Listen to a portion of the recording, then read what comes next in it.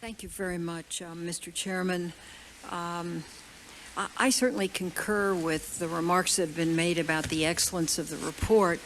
I'm just sorry I couldn't get it until the meeting, so I had to spend my time reading it during the meeting, which, Mr.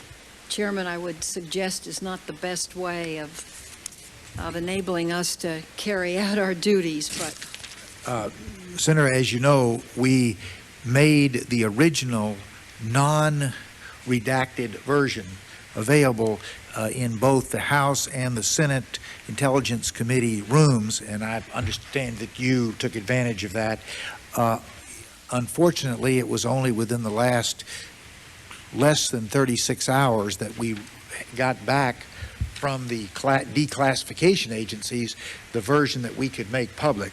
Right. I hope that in the future we and they will do a better job and a more expeditious job, so that that will give us an opportunity to know what's going to be public with more lead time. I thank you, Mr. Chairman. Ms. Hill, on December the 4th, 1998, the DCI told his deputies in a memo about bin Laden and Al-Qaeda that we are at war.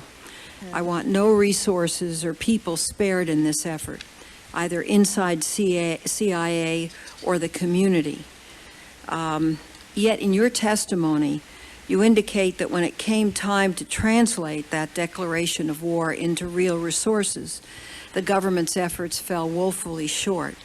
Specifically, you concluded that the allocation of intelligence community resources did not adequately reflect a true war against bin Laden. For example, you point out in 1999, the CTC at CIA had only 3 analysts assigned to the bin Laden network worldwide. And after 2000, that number had risen to just 5, and that things were even worse outside the CIA. The International Terrorism Analytic Unit at FBI had in place only 1 analyst to address Al-Qaeda. This out of an intelligence budget of literally billions of dollars every year. Now, it really concerns me, because I was one that felt very strongly that the warnings that something was going to happen were there. And certainly by July, I mean, I was, just based on what I heard in this committee, 100% certain that something was going to happen. I even said that on national television, that I thought it was going to happen within the next 3 months. And Hi, John.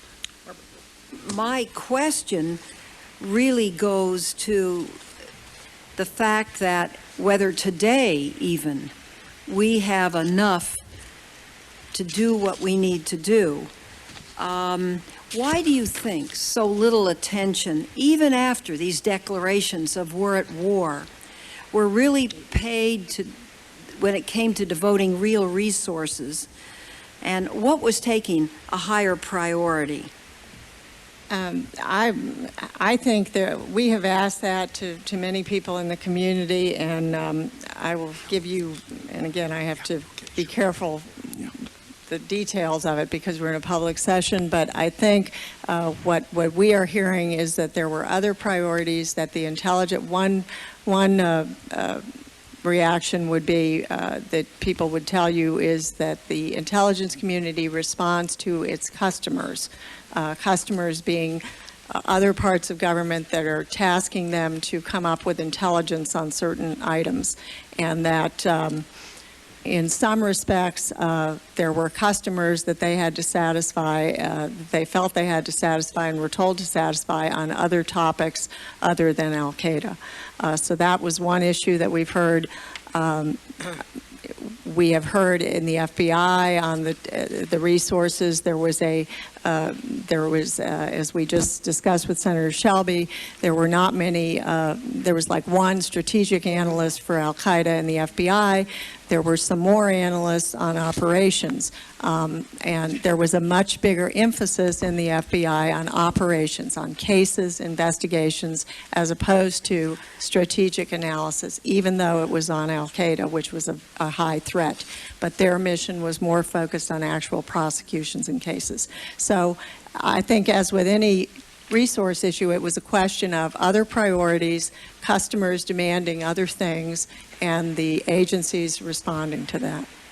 Do you believe that today there's sufficient resources? We have not, Senator. We know some of the details as to how things have jumped since September 11th in terms of resources, but we have not focused intently on what is going on post-September 11th, because our job has been to try and find out what was happening before September 11th. So I really would not feel, probably qualified to start guessing as to whether it's adequate now. On page 15, Senator, we will have another round after this round. I don't even get the time that our question took up. Never mind.